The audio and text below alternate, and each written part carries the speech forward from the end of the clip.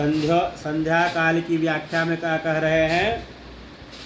सूर्य और तारों से रहित दिन रात की संधि को तत्वदर्शी मुनियों ने संध्या काल माना है।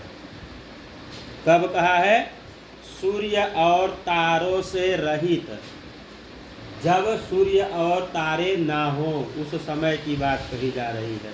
एक समय जब आता है कि सूर्य और तारे दोनों नहीं रहते हैं। तो कब नहीं रहते हैं? जब सूर्योदय होने वाला होता है। तो उस समय सूर्य का जब आकाश मंडल में आभा थोड़ी थोड़ी आनी शुरू हो जाती है, उस समय सूर्य के तेज से जो है नक्षत्र और तारे जो होते हैं वो अपनी रोशनी नहीं दे पाते हैं उस समय, और सूर्योदय से पूर्व इतना समय जो है संध्योपासन का कहा गया है। उसी प्रकार सायंकाल की वेला में भी, सायंकाल की वेला में दूसरा क्या कहा गया है? जब सूर्यास्त होने लगता है, सूर्य छिप जाते हैं और तारे आना शुरू होते हैं, तो उसमें बीच में थोड़ा समय होता है, उसको संध्योपासन का प्रशस्त समय कहा गया है। और क्या कहा गया है कि जब मध्याह्न काल की संध्या हो, मतलब सूर्य हमारे सीधे सिर के ऊपर हो, उस समय संध्योपासन करना चाहिए। ठीक, यह संध्योपासन की त्रिकाल संध्या की विधि है। मतलब सुबह शाम का आपको बता दिया गया, दोपहर का भी बता दिया गया कि दोपहर को कब संध्या करनी चाहिए। अब क्या कह रहे हैं? अब बता रहे हैं संध्या स्तुति। संध्या की स्तुति कहाँ कहाँ की गई है, किस जगह पे बताया गया है कि ब्राह्मण रूपी वृक्ष का मूल संध्या है। जो ब्राह्मण है उनका मूल क्या है? जो ब्राह्मण स्वरूप इस वृक्ष के, इस शरीर के जो मूल है, जो जड़ है, वह संध्या है।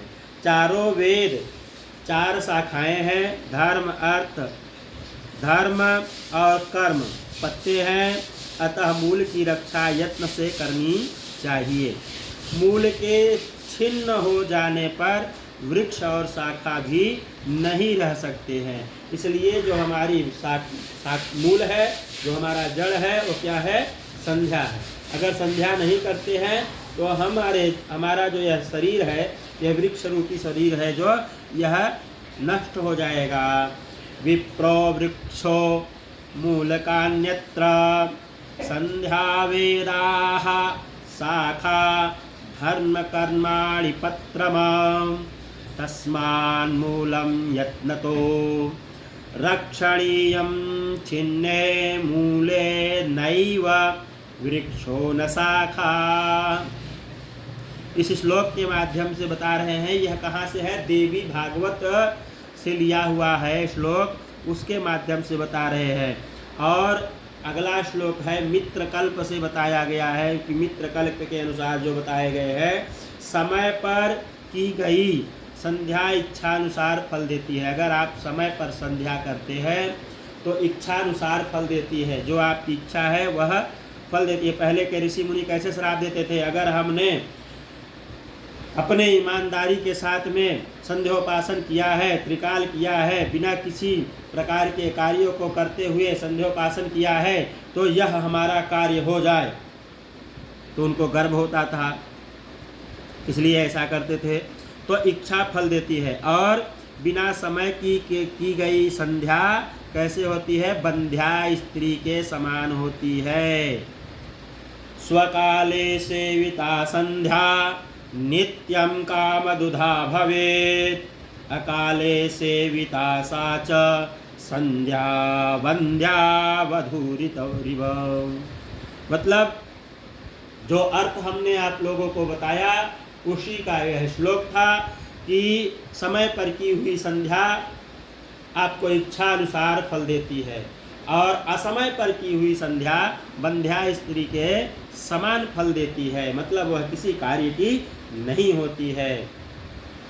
और क्या कह रहे हैं प्रातः संध्या सनक्षत्रां मध्याह्ने मध्यभास्करां ससूर्यां पश्चिमां संध्यां तिस्त्रां संध्या उपासते। प्रातः काल में तारों के रहते हुए, मध्य काल में जब सूर्य आकाश में मध्य में हो, सायंकाल में सूर्यास्त के पहले ही इस तरह 3 प्रकार की संध्या करनी चाहिए।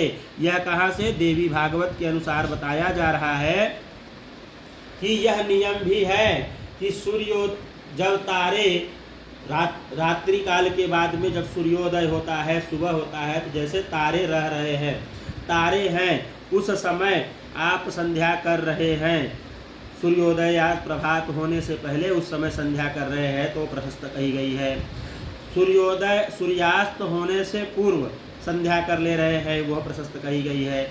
और दोपहर में मध्यकाल में जब सूर्य जो है बीचों बीच हो, उस समय संध्या करने का लाभ है। और क्या कह रहे हैं? ययाति स्मृति के अनुसार कह रहे हैं, सायंकाल में जपन्नासीत सावित्रीं प्रत्यगातरकोदयात् संध्या प्रातरेवं हि तिष्ठेदा सूर्य दर्शनात्। कह रहे हैं गृहस्थ तथा ब्रह्मचारी गायत्री के आदि में ओम का उच्चारण करके जप करे और अंत में ओम का उच्चारण न करे, क्योंकि ऐसा करने से सिद्धि नहीं प्राप्त होती है। जो आप गायत्री जपेंगे उसमें सिद्धि प्राप्ति नहीं होती है। शुरुआत में ओम लगा करके जप करें, अंत में ओम न लगाए।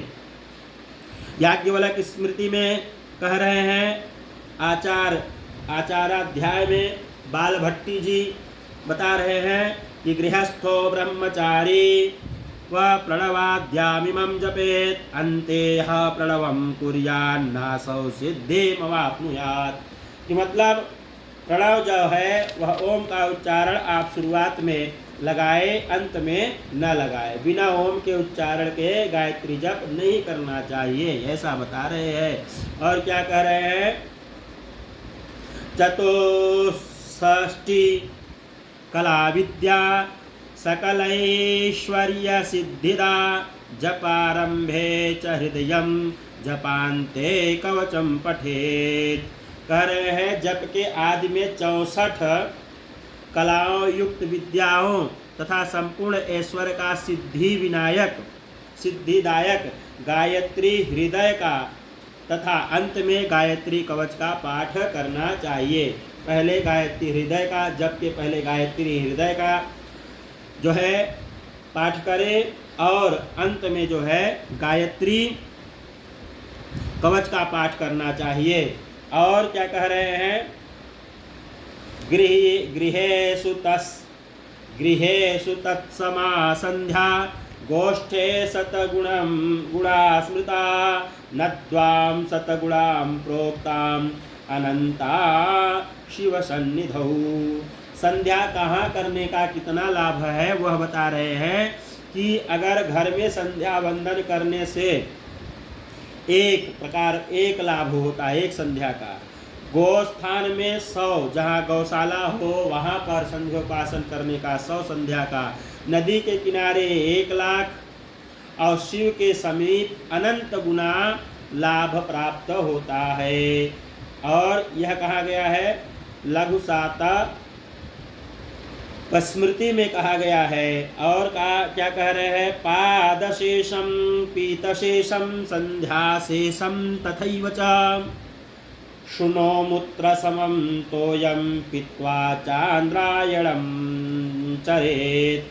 कह रहे हैं पैर धोने से बचा हुआ पानी, पीने से कोई पी लिया हो उसके बाद में बचा हुआ पानी, इसलिए कोई पिया हो, बहुत लोग क्या करते हैं पानी को पीते हैं और उसको बचा हुआ है लोटे में या बोतल में बचा है उसका शेष पी लेते हैं, ऐसा नहीं।